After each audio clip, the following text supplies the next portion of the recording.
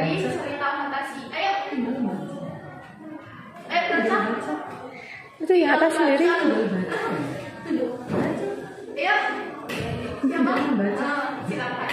Cerita fantasi adalah cerita yang menceritakan atau peristiwa berupa angan-angan, khayalan, imajinasi atau peritaan belaka. Cerita fantasi merupakan teks cerita yang dibuat berdasarkan imajinasi si pembuat cerita. Nah, benar sekali. Jadi cerita fantasi ini adalah cerita khayalan dari sang penulis. Jadi ceritanya itu tidak benar-benar terjadi atau hanya khayalan atau imajinasi si pembuat cerita. Kemudian,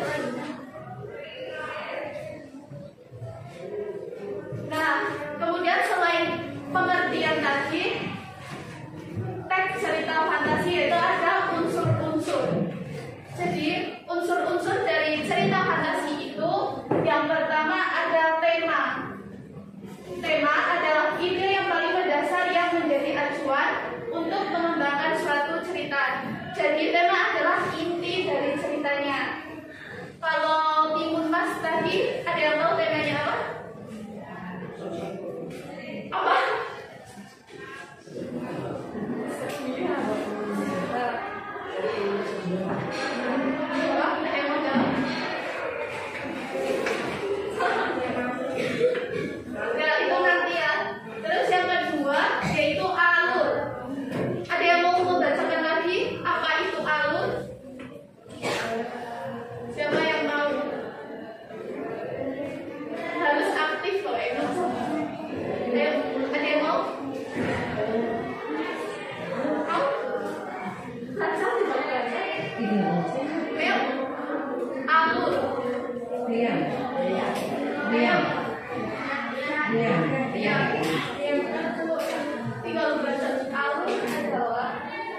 Alur adalah jalan atau alur cerita yang berupa peristiwa-peristiwa yang tersusun dan saling berkaitan satu sama lain. Alur dibagi menjadi 3 macam, yaitu 1. Alur maju, 2. alur mundur, 3. alur jangka. Jadi alur itu sama dengan jalan cerita. Jadi jalan ceritanya itu, jalan cerita fantasi dibagi menjadi 3. Yang pertama itu alur maju, yang kedua alur mundur, dan yang ketiga itu alur campuran. Alur maju itu contohnya seperti kita sehari-hari. Alur maju. Kalau alur mundur itu kita sebalik, seperti kita membayangkan sesuatu yang telah terjadi masa lampau. Itu alur mundur. Jadi ceritanya itu mundur. Terus alur campuran. Alur campuran itu perpaduan dari alur maju dan alur mundur.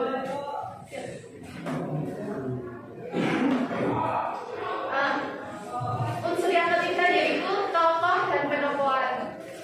Jadi tokoh dan penokohan di sini yaitu berbeda. Tokoh itu termasuk karakter, kalau penokohan adalah sifat dari karakter tersebut ya. Jadi tokoh dan penokohan adalah karakter dari pemeran atau pelaku di dalam suatu cerita. Ada 3 macam karakter penokohan. Di sini 3 macam karakter penokohan itu yang pertama ada apa? Protagonis. Jadi protagonis itu sifat dari tokoh yang baik hati. Kemudian yang kedua apa?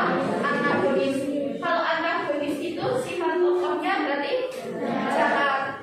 Dan yang ketiga tritagonis. Tritagonis itu biasanya sebagai penengah atau netral, tidak baik banget dan tidak jahat banget, jadi netral.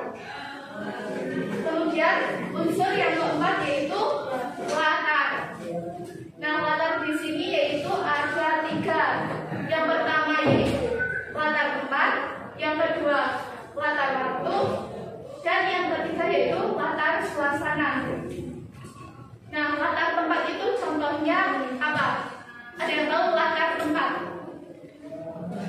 Latar tempat apa juga? Apa? Latar tempat. di sekolah ini tempat, di jalan tempat, di lapangan tempat, di hutan tempat. Tadi latar cerita Timun Mas itu di mana? Kemudian kalau latar waktu yang bagaimana? Ya benar. Jadi kalau latar waktu misalnya siang hari pada malam hari. Kemudian latar suasana. Nah, kita berarti udah belajar ya. Latar suasana itu ada perasaan sedih, cemas, tegang, itu namanya latar suasana. Nah, unsur yang kelima yaitu sudut pandang. Sudut pandang ini yaitu cara penulis dalam memandang atau menempatkan dirinya dalam sebuah cerita. Sudut pandang sendiri dibagi menjadi empat. Yang pertama, sudut pandang orang pertama sebagai pelaku utama. Jadi kalau sudut pandang orang pertama sebagai pelaku utama itu dalam cerita biasanya menggunakan kata ganti saya, aku, kami. Kemudian yang kedua yaitu sudut pandang orang pertama sebagai tokoh sampingan. Dan sebagai tokoh sampingan ini seolah-olah si tokoh utama yang bercerita akan cerita itu menggunakan kata dia, atau nama dari pelaku, misal Kancil, Timun Mas, Hasan. Kemudian yang terakhir yaitu sudut pandang orang ketiga sebagai pengamat. Jadi penulis ini menggambarkan apa yang dilihatnya, apa yang dirasakan, dan apa yang dialami oleh tokoh utama. Kemudian unsur yang keenam apa?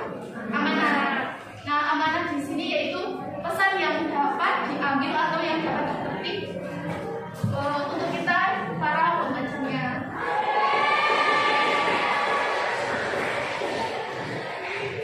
Nah, siapa yang masih bingung tentang unsur-unsur cerita fantasi tadi? Apa udah paham? Kok masih bingung? Kok diam semua? Bingung ya? Nah, ini yang kedua itu ada ciri-ciri dari teks cerita fantasi. Ciri-cirinya juga ada 6. Yang pertama yaitu tema asing, aneh atau misterius. Jadi cerita fantasi itu ceritanya selalu misterius, kalau tidak ajaib. Seperti tadi Timun Mas ceritanya gimana?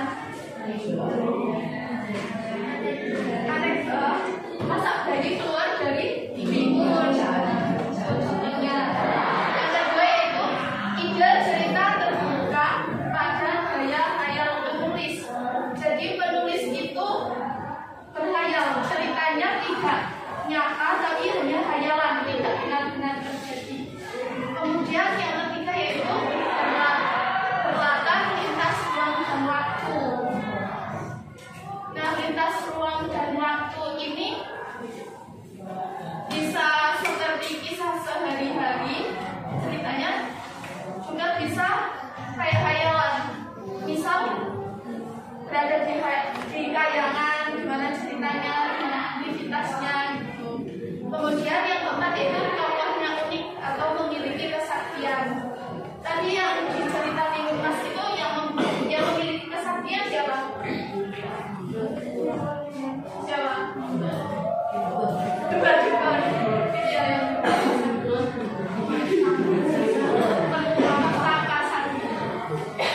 yang kelima yaitu bersifat fiksi. Membagi 3 kelompok, satu kelompoknya 10 siswa, 10 anak. Ini langsung bagi aja ya. Jadi ini 10. Coba berhitung aja dari sini. 1, 2, 3, 4, 5, 6. Ulang.